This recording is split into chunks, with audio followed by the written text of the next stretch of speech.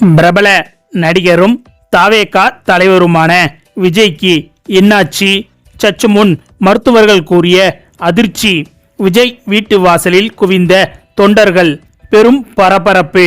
அதாவது சற்று முன் தமிழக அரசியலில் திடீர் பரபரப்பு ஒன்று ஏற்பட்டு இருக்கிறது. வருகின்ற சட்டமன்ற தேர்தலை முன்னிட்டு அனைத்து அரசியல் கட்சிகளும் தமிழகத்தில் தீவிரமான பரப்புரையில் ஈடுபட்டு வருகின்றன. அதே சமயம் தேர்தலில் வெற்றி பெறுவதற்கு பொங்கல் பரிசு தொகை மற்றும் இலவச திட்டங்கள் போன்றவற்றை அரசியல் கட்சிகள் அறிவித்து வருகிறது.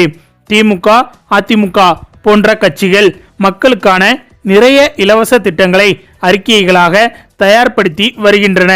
மேலும் தங்களுக்கான கூட்டணிகளையும் ஒவ்வொரு கட்சிகளும் வலுப்படுத்தி வருகிறது.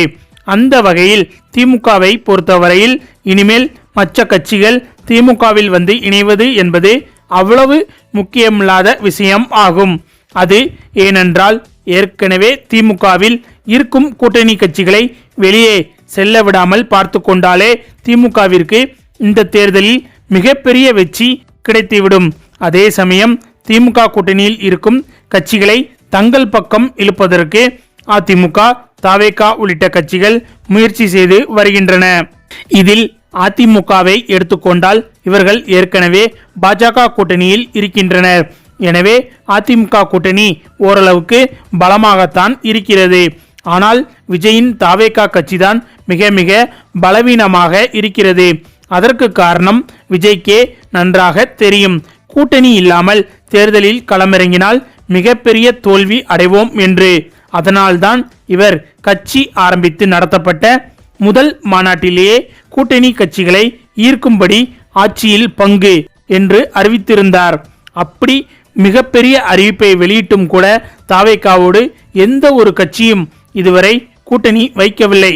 எனவேதான் காங்கிரஸை தங்கள் பக்கம் இழுத்துவிட வேண்டும் என்று தாவேகாவினர் பல கட்ட முயற்சிகளை செய்து வந்தனர். அதுவும் ராகுல் காந்தியுடன் அடிக்கடி விஜய் பேசி வந்தார் என்றும் சொல்லப்பட்டது. ஆனாலும் கூட விஜய்க்கு பிரச்சனை என்றால் காங்கிரஸ் தரப்பு குரல் கொடுக்குமே தவிர கூட்டணி வைப்பதற்கு வாய்ப்பே இல்லை என்று காங்கிரஸ் மேலிடம் திட்டவட்டமாக கூறிவிட்டது. இதனால் விஜயின் கட்சி தற்போது தனித்து விடப்பட்டிருக்கிறது. அது மட்டுமில்லாமல் தற்போதைய தமிழக அரசியலிலும் குறிப்பாக வரப்போகின்ற சட்டமன்ற தேர்தலிலும் இப்போது வரை போட்டி என்பது திமுக, அதிமுகவுக்கு மட்டும்தான் இருக்கிறது. மற்றபடி மூன்றாவது கட்சியாக அறியப்படும் விஜயின் கட்சி என்பது திமுக, அதிமுகவுடன் போட்டி போடும் அளவுக்கு வலுவாக இல்லை என்பதுதான் உண்மை. ஆனால் இதுவும் விஜய்க்கு நன்றாகவே தெரியும். அதனால்தான் கூட்டணி கட்சிகளை இழுப்பதற்கு பல முயற்சிகளை விஜய் மேற்கொண்டு வந்தார். முதலில் திருமாவளவனை இழுக்க முயற்சித்தார். அதன் பிறகு காங்கிரஸை இழுக்க முயற்சி செய்து பார்த்தார். அதனைத் தொடர்ந்து திமுக கூட்டணியில் இருக்கும் கம்யூனிஸ்ட் கட்சிகளை இழுக்க முயற்சி செய்து பார்த்தார்.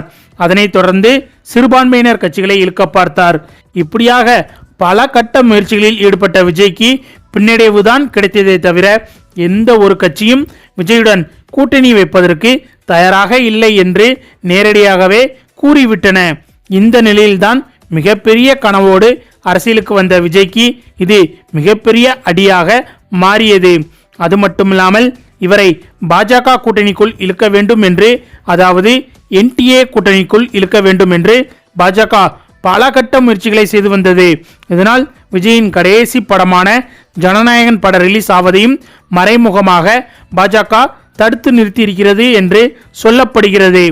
மேலும் ஜனநாயகன் படம் இன்னும் ஒரு சில நாட்களில் ரிலீஸ் ஆகவில்லை என்றால் அதன் பிறகு கண்டிப்பாக தேர்தல் முடியும் வரையிலும் ஜனநாயகன் படம் ரிலீஸ் ஆகாது.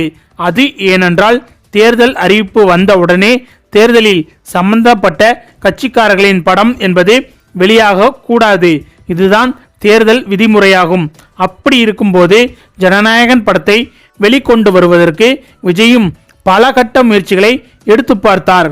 ஆனால் ஒவ்வொரு முறையும் நீதிமன்றம் விஜயின் முயற்சிகளுக்கு முட்டுக்கட்டை தான் போட்டு வருகிறது. இதன் காரணமாக ஜனநாயகன் படத்தை ரிலீஸ் செய்ய முடியவில்லை. அதே போல எதிர்பார்த்த அளவுக்கு கூட்டணியும் அமையவில்லை என்ற மன உளைச்சலில் விஜய் இருந்து வந்தார். இது போக எஸ்ஐஆர் திட்டம், அதாவது வாக்குரிமையை பறிக்கும் திட்டம் என்று சொல்லப்பட்டு வரும் இந்த திட்டத்திற்கு எதிராக விஜய் தரப்பு தற்போது நீதிமன்றத்தில் வழக்கு தொடர்ந்துள்ளது. இந்த எஸ்ஐஆர் திட்டம் முறைப்படி அமலானால் அது விஜய் போன்ற இளம் தலைமுறையினர் வாக்குகளை வைத்திருப்பவர்களுக்கு தான் மிகப்பெரிய சிக்கலாக மாறியிருக்கிறது. அது ஏனென்றால் விஜய்க்கு இருக்கும் ஆதரவாளர்களில் நிறைய பேர் இளம் தலைமுறையினராக இருக்கின்றனர். இந்த எஸ்ஐஆரால் அவர்களால் வாக்களிக்க முடியாத சூழ்நிலை உருவாகி வருகிறது.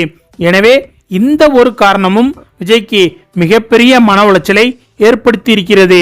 இது மட்டுமில்லாமல் விஜய்க்கு தற்போது சிபிஐ விசாரணை மூலம் பல நெருக்கடிகள் கொடுக்கப்பட்டு வருகிறது. கரூர் பிரச்சனையால் விஜய் தற்போது சிபிஐ வசம் சிக்கியிருக்கிறார். ஒழுங்காக கரூர் பிரச்சனையை தமிழக அரசு நிர்ணயித்த காவல்துறை மூலமாக விஜய் அணுகியிருக்கலாம். ஆனால் ஸ்டாலினுக்கு எதிராக இந்த வழக்கை கொண்டு செல்ல வேண்டும் என்று நினைத்து இப்போது தன் தலையில் தானே மண்ணள்ளி போட்டுக் கொண்டது போல பாஜகவின் கைப்பாவை என்று எதிர்க்கட்சிகளால் விமர்சிக்கப்பட்டு வரும் சிபிஐயிடம் விஜய் வசமாக சிக்கிவிட்டார். ஒரு பக்கம் ஜனநாயகன் பட ரிலீஸ் பிரச்சனையை மத்திய அரசின் மற்றொரு கைப்பாவை என்று கூறப்பட்டு வரும் சென்சார் போர்டு தரப்பு விஜய்க்கு எதிராக செயல்பட்டு வரும் நிலையில் இப்போது சிபிஐ தரப்பும் விஜய்க்கு கடுமையான நெருக்கடியை கொடுத்து வருகிறது. எனவே அனைத்து திசைகளில் இருந்தும் விஜய்க்கு கடுமையான நெருக்கடிகள் கொடுக்கப்பட்டு வருகிறது. இதன் காரணமாகவே கடந்த 40 நாட்களாக விஜயின் அரசியல் சத்தமே இல்லாமல் அமைதியாகிவிட்டது. வழக்கமாக விஜய் கட்சி தொடங்கியதிலிருந்தே திடீரென மட்டும்தான் அரசியல் செய்வார். மற்றபடி பல நாட்கள் சைலண்ட் மோடில் சென்று விடுவார். இதை விஜய் வழக்கமாகவே வைத்திருக்கிறார். இதனால்தான் விஜய் கட்சி மீது பொதுமக்கள் பலருக்கும் நம்பிக்கை இல்லாமலும் இருக்கிறது. அதுவும் சட்டமன்ற தேர்தலுக்கு இன்னும் ஓரிரு மாதமே இருக்கும் பட்சத்தில் எந்தவித அரசியல் நடவடிக்கைகளையும் விஜய் தரப்பு எடுக்காமல் இருப்பது விஜய் கட்சிக்கு மிகப்பெரிய சிக்கலை ஏற்படுத்தவும் வாய்ப்பு இருக்கிறது. இவ்வளவு பிரச்சனைகளால் நெருக்கடிக்கு உள்ளான விஜய்க்கு தற்போது உடல் நிலையிலும் ஏதோ பிரச்சனை ஏற்பட்டுள்ளதாக சொல்லப்படுகிறது. அதாவது இவ்வளவு பிரச்சனைகளை நினைத்து கவலைப்பட்டு கொண்டிருந்த விஜய் தற்போது மருத்துவரை அணுகியுள்ளதாகவும் தகவல்கள் வெளியாகி வருகிறது. இது சாதாரண ஒரு செக்கப் தானா, அல்லது இவருக்கு உண்மையிலேயே உடல்நலத்தில் அல்லது மனநலத்தில் பிரச்சனைகள் இருக்கிறதா என்பது குறித்து எந்த ஒரு தகவலும் இதுவரை வெளியாகவில்லை. ஆனாலும் தற்போது வெளியான இந்த செய்தி விஜய் கட்சியினரை அதிர்ச்சியடைய வைத்துள்ளது. மேலும் இந்த செய்தி கேட்டு விஜயின் வீட்டை சுற்றி நிறைய தொண்டர்கள் குவிந்து வருவதாகவும் அவர்களை கட்டுப்படுத்த காவல்துறையினர் குவிக்கப்பட்டு வருவதாகவும் தகவல்கள் வெளியாகி வருகிறது.